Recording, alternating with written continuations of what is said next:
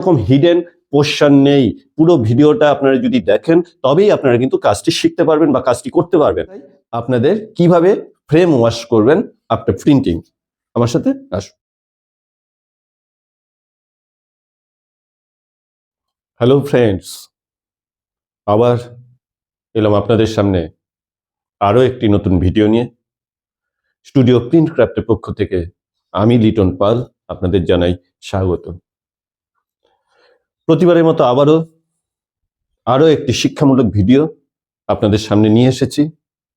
কিভাবে frame wash করবেন after printing, অর্থাৎ প্রিন্ট করার পর কিভাবে আপনারা ফ্রেম ওয়াশ করবেন সেই সম্পর্কিত একটি নতুন ভিডিও নিয়ে আপনাদের সামনে এলাম।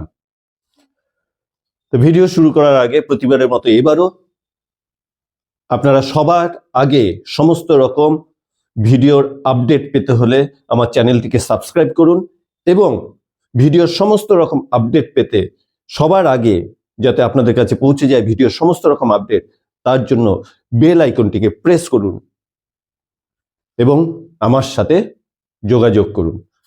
যাই হোক, আজকে যে ভিডিওটি আপনাদের সামনে নিয়ে এসেছি সেটি হলো প্রিন্টিং করার পর এক্সপোজ দেওয়ার পর প্রিন্ট হলো এবং প্রিন্ট করার পর কিভাবে আপনারা আবার চ্যানেল ফ্রেমটিকে মেশে ফিরিয়ে আনবেন, কিভাবে ওয়াশ করবেন। সবার আগে জানিয়ে দিই এই ফ্রেম ওয়াশ করতে কি কি লাগবে। যেহেতু ডাইরেক্ট এক্সপোজ, এই ডাইরেক্ট এক্সপোজে আমরা ফ্রেম ওয়াশ করার জন্য ইউজ করি হচ্ছে ডিকোটার। এটা এক ধরনের লবণ বা নুন, যে নুন দিয়ে ফ্রেম ওয়াশ করা হয়। যে নুন, এইরকম একটা প্যাকেট ডিকোটার আপনারা 500 ml জলের মধ্যে গুলে সেই জল দিয়ে ফ্রেম ওয়াশ করবেন। এছাড়া লাগবে, ফ্রেম ওয়াশ করতে লাগবে হচ্ছে বেনজিল এবং রিডিউসার। বেনজিল এবং রিডিউসার কেন লাগবে? এই যে আমরা প্রিন্ট করার পর যে কালিটা রয়ে গেছে, এই কালিটাকে ওয়াশ করার জন্য বেনজিল এবং রিডিউসার লাগবে। তা আসুন আমি দেখাই কিভাবে ফ্রেম ওয়াশ করবেন। এটা করার আগে সবার আগে কি করতে হবে, ডিকোটারটাকে জলে গুলে নিতে হবে। ডিকোটার জলে গোলার পর ফ্রেমটাকে ভালো করে দুপাশ দিয়ে ডিকোটার গোলা জল দিয়ে পরিষ্কার করতে হবে এবং সেই জল দিয়ে দুপাশে ভিজিয়ে নিতে হবে আগে ফ্রেমটাকে। তো চলুন আমি দেখাই আপনাদের কিভাবে ফ্রেম ওয়াশ করবেন আফটার প্রিন্টিং, আমার সাথে আসুন। এই হচ্ছে ডিকোটার, আমার রেডি ডিকোটার গোলা আছে। 500 ml জলের মধ্যে 1 প্যাকেট ডিকোটিং পাউডার গুলে নেবেন ভালো করে। কখনোই আপনারা ডাইরেক্ট প্যাকেট খুলে এতে ইউজ করবেন না, তাতে আপনাদের জিনিসটা নষ্ট হবে, ডিকোটারটা নষ্ট হবে। এবং ডিকোটারটা যাতে নষ্ট না হয় তার জন্যই প্রসেস বলে দেওয়া যে 1/2 লিটার জলে আপনারা 1টা প্যাকেট ডিকোটার গুলে নেবেন। সেই জল দিয়ে আপনারা 3 থেকে 4টি ফ্রেম ওয়াশ করতে পারবেন। 3 থেকে 4টি ফ্রেম যাতে ওয়াশ করতে পারেন তার জন্যই বলে দেওয়া। কখনোই ডাইরেক্ট ডিকোটার পাউডার খুলে সেটাকে সরাসরি ফ্রেমে ইউজ করবেন না, তাতে আপনাদের ডিকোটিং পাউডারটা নষ্ট হবে, বেশি কাজ কম হবে। যাই হোক, 500 ml জলের মধ্যে ডিকোটার গুলে নেবেন। 1 প্যাকেট ডিকোটার গুলে ভালো করে ফ্রেমের দুপাশে দিয়ে দিতে হবে।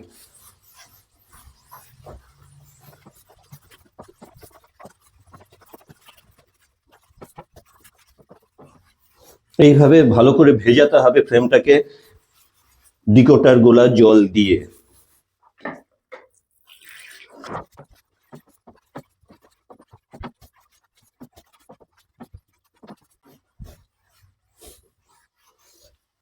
উপরের পোর্শনটা যাতে ভালো করে ধোয়া হয় বা ভালো করে জল দিয়ে কিছুক্ষণ ভিজিয়ে রাখা কিংবা সাথে সাথে ভালো করে ডলে নেওয়া, তবে এই ডিকোটিং জলটা ভালো কাজ করবে।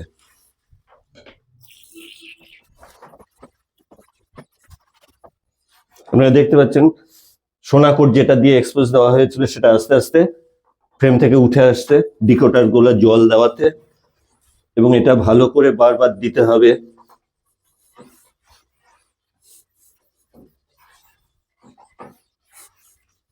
একটা সময় পুরো সোনা কোটটাই ফ্রেম থেকে উঠে আসবে এবং ফ্রেমটা আবার মেসে পরিণত হবে।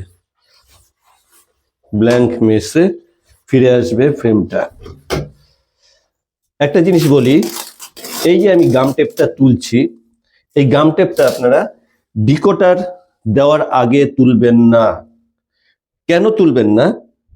কারণ এই গাম টেপটা স্ক্রিনের সাথে ভালোভাবে আটকে থাকে এবং এটাকে যদি আমি ডিকোডিং করার আগে তোলার চেষ্টা করি জোর করে, এর গামগুলো স্ক্রিনে আটকে যায় এবং সেক্ষেত্রে স্ক্রিনের মেসটা অনেক সময় অফ হয়ে যায়, জ্যাম হয়ে যায় এবং সেই জ্যাম ছাড়ানো খুব প্রবলেম।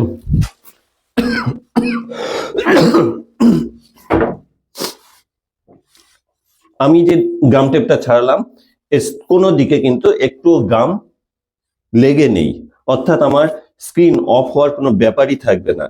আমি গাম টেপ তোলার পর এ পাশ দিয়ে আবার ভালো করে ডিকোডার জল ভালো করে দিতে হবে। বারবার বলছি, এই ডিকোডার জল দিয়ে ওয়াশ করার আগে গাম টেপ কখনোই তুলবেন না। তাতে কি হবে, স্ক্রিনটা নষ্ট হবে, আঠাগুলো থেকে যাবে, গাম টেপের গাম থেকে যাবে এবং স্ক্রিনটা তাড়াতাড়ি নষ্ট হবে। তাই কখনোই গাম টেপ আগে তুলবেন না। এই যে আমি যে সমস্ত ডিকোডার দেওয়াতে কি হলো, স্ক্রিনের থেকে যেহেতু সোনা কোটটা উঠে যাচ্ছে, সোনা কোট উঠে যাওয়ার পর কি হচ্ছে, যে আলাদা কালিগুলো, সে কালিগুলো উঠে আসবে আস্তে আস্তে ঘষলে পর। তারপর ওপেন পোর্শনে যে কালিগুলো ছিল সেই কালিগুলোকে তোলার জন্য আমাকে রিডিউসার এবং বেঞ্জিল ইউজ করতে হবে রিমুভ করার জন্য। আমি যতটা সম্ভব আমি এক্সট্রা কালি যেগুলি সেগুলিকে তোলার চেষ্টা করছি এবং হাত দিয়ে আস্তে আস্তে ডললে পরেই দেখবেন এই কালিগুলো উঠে আসছে।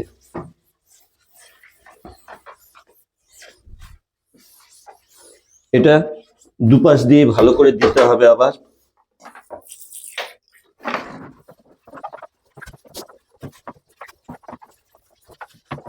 সবসময় একটা জিনিস মনে রাখবেন, কাজ করবেন পরিষ্কার পরিচ্ছন্ন ভাবে এবং আপনার ফ্রেম যাতে বেশি দিন কাজ করে বা আপনার মেশটা দিয়ে যাতে আপনি বেশি দিন কাজ করতে পারেন, তার জন্য মেশের যত্নও আপনাকে নিতে হবে। আপনি ওই সাইডে নোংরা করে শুধু মাঝখানের জায়গাটুকু পরিষ্কার করলেন, সেটা কখনোই করবেন না। ফ্রেমের প্রতিটা কোণা যাতে পরিষ্কার থাকে সেদিকে নজর দেবেন। এতে কি হবে, আপনার মেশটা বেশি দিন যাবে এবং অনেক পরিমাণ কাজ আপনি করতে পারবেন। কিন্তু অধিকাংশ ছেলে বা মেয়েরা করে কি, বা যারা কাজ করে স্ক্রিনে, তারা পাশের চারদিক গাম টেপ মেরে মেরে এতটাই নোংরা করে যে সেই জায়গা দিয়ে স্ক্রিনগুলো ফাটতে শুরু করে এবং নষ্ট হয়ে যায়। তাই নিজের পরিষ্কার পরিচ্ছন্নতা বজায় রেখে কাজ করবেন, দেখবেন কাজ করতেও ভালো লাগবে এই ফ্রেম দিয়ে। আমি প্রায় এক্সট্রা কালিগুলো তুলে ফেলেছি ঘষে, যেগুলো ওপেন মেশে আছে। ওপেন মেশে থাকা কালিগুলো কিন্তু আমাকে তুলতে হবে রিডিউসার এবং বেঞ্জিলের সাহায্যে।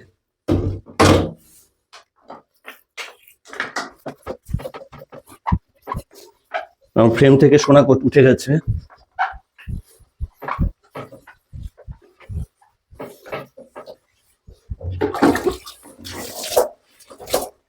দেখতে পাচ্ছেন ফ্রেমটা আবার মেসে ফিরে এসছে।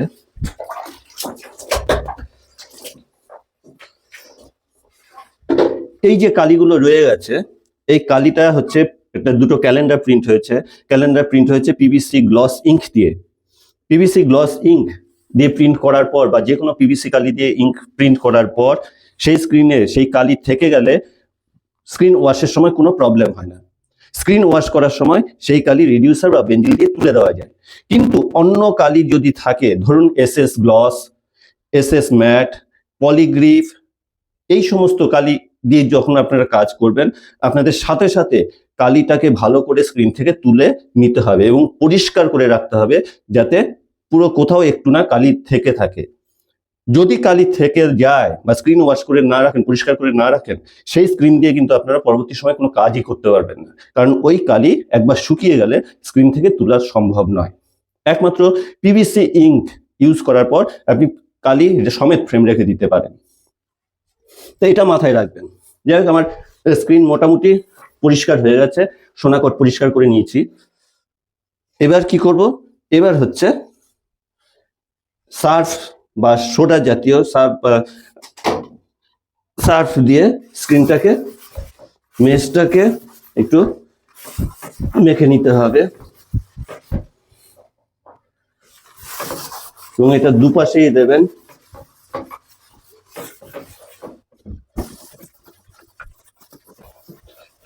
দুপাশে দেওয়ার পর ন্যাকড়াতে, এরকম ন্যাকড়ার মধ্যে রিডিউসার নেবেন,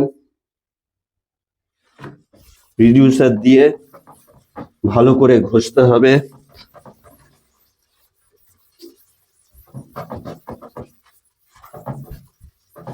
সাথে একটু বেঞ্জিল দিয়ে দেবেন।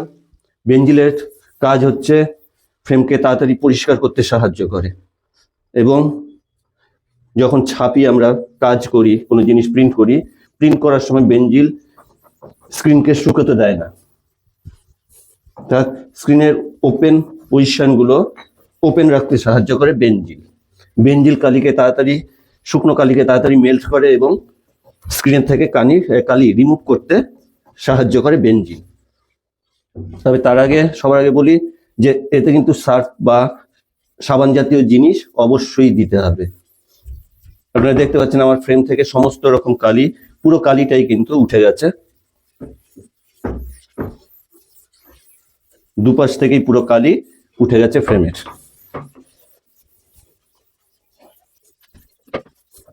এইভাবে হালকা করে ঘষে নিতে হবে। আর যখন কালি উঠবে না তখন কি করতে হবে, ফ্রেমটাকে আপনারা এইভাবে ধরবেন, ধরে পা দিয়ে পায়ের আঙুলে এইভাবে রেখে দুপাশে দুটো ন্যাকড়ার টুকরো, তেল মাখানোর ন্যাকড়ার টুকরো নিয়ে ঠিক এইভাবে দুটো আঙ্গুল ঠিক এইভাবে সমানভাবে সেই জায়গাটায় যেখানে কালি উঠবে না সেই কালির জায়গায় ঠিক এইভাবে দুটো আঙ্গুল বা দুটো হাত সমান পজিশনে ঘষতে হবে। এইভাবে ঠিক এপাশে ওপাশে ধরে ঠিক এইভাবে আপনারা ঘষবেন। হালকা করে, বেশি চাপ দেবেন না, কারণ স্ক্রিন ফেটে যাওয়ার চান্স থাকে। এইভাবে ধরে হালকাভাবে ঘষবেন, দেখবেন স্ক্রিন থেকে সমস্ত কালি উঠে যাবে। যাই হোক, আমি এটা দেখাবার জন্য দেখালাম, কারণ তার আগেই আমার ফ্রেম থেকে সমস্ত কালি উঠে গেছে। এবার কি করব, ফ্রেমে জল দিয়ে দেবো। আর ফ্রেমে জল দেবেন ঠিক এইভাবে ধরে জল দেবেন, তাতে কি হচ্ছে অল্প জলে পুরো ফ্রেমটা ওয়াশ হবে। এইভাবে ফ্রেমে দাঁড় করিয়ে জল দেবেন, অল্প ফ্রেমে পুরো ফ্রেমটা ওয়াশ হয়ে, অল্প জলে পুরো ফ্রেমটা ওয়াশ হয়ে যাবে। এবার জল দেওয়ার পর আরেকবার সার্ফ দিয়ে ধুয়ে নিতে হবে। দুদিক দিয়ে সার্ফ দিয়ে ঘষে দেবেন। ঘষে দেওয়ার পর আবার ঠিক একইভাবে জল দিয়ে দেবেন, যাতে ফ্রেম থেকে বা মেশ থেকে পুরো সাবানের জলটা বেরিয়ে যায়। এবং এটাও নজরে রাখতে হবে যাতে কোথাও সাবান জল থেকে না যায়। ফ্রেম থেকে পুরো সাবানের জলটা আপনাকে বের করে দিতে হবে, যাতে এক্সপোজ দেওয়ার সময় কোনো প্রবলেম না হয়। এবার ফ্রেম সম্পূর্ণ মেশে ফিরে এসছে। ফ্রেম ওয়াশ করার পর হাতটা আপনারা সাবান দিয়ে ধুয়ে নেবেন।